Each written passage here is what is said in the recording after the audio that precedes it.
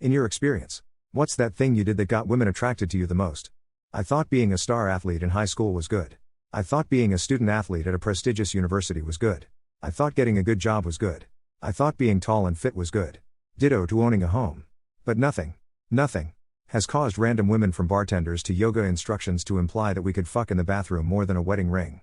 Not that I am interested. But wow, what is up with these bitches? Wearing nice clothes even when broke. All of the gold digger magically come out of the woodwork / wanna have a one night stand with you. Also am athletically fit, which helps.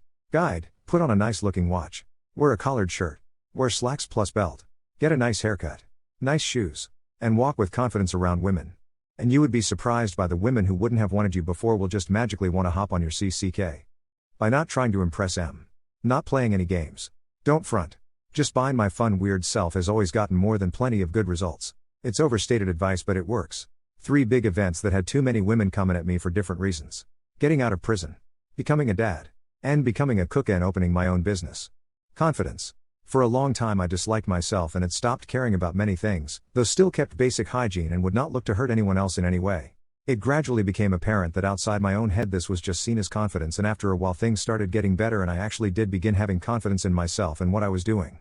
Not quite fake it till you make it an opos. But also not too different either. What is the cutest thing your so did for you? It's a reoccurring thing, but she likes to fasten and unfasten my seatbelt for me so she can steal a kiss. When my son came home for the holidays, my wife and he bought us all tickets to a special viewing of The Banshees of Inisherin, which had subtitles for the hard of hearing. Tried not to cry during the movie as I realized that they had obviously got together to talk about what they were going to do about my recent severe hearing loss. I think it was also one way to apologize for how annoyed they had been getting at having to repeat multiple times everything they say to me, something which has hardly happened at all since that day. He made me a Rubik's Cube where each side was a picture of us. He used to travel for work during the week, so he stayed in a lot of hotels. He knew I had an obsession with herbal tea, so he'd always bring back all the tea bags from his hotel room every Friday. They get so painfully nostalgic? Nostalgic sometimes. Painfully nostalgic only in my dreams. Not especially. But maybe it's happened a few times.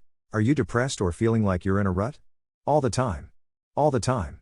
Sometimes even the best memories hurt. Makes sense. Though.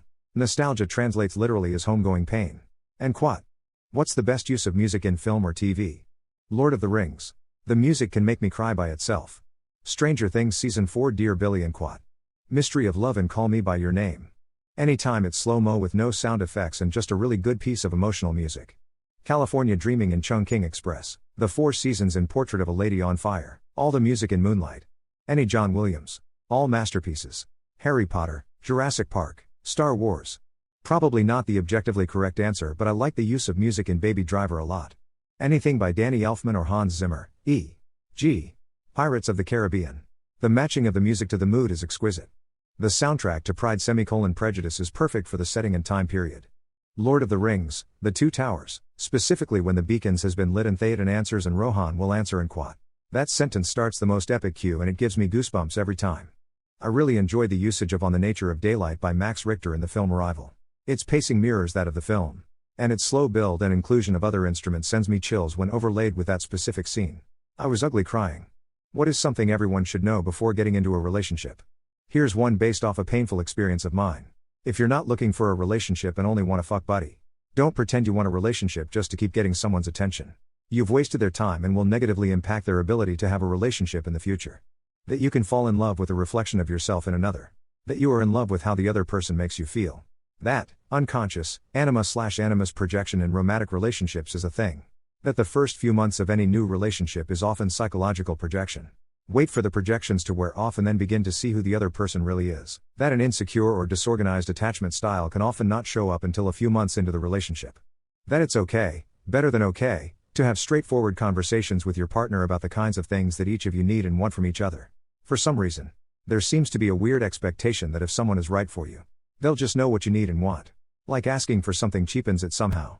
Personally, I think it's romantic AF to put real, consistent thought and effort into making sure to give your partner the specific things that will make them feel happiest and most loved and fulfilled, and knowing they love you enough to do the same for you.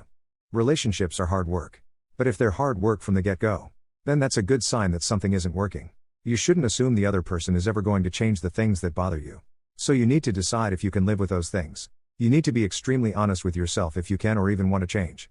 The failures in relationships are often not an issue of fault, but an issue of needs. There's no shame in breaking up if you can't give what they need or if you can't get what you need. They not have tattoos? Seems more popular to have them nowadays. Don't have them and would never have one since my partner got one and now gets pains in that area whenever the sun is on it. I don't. Although I want one. I don't have any. Most of my friends do. I change my mind way too much. 51 Not even a.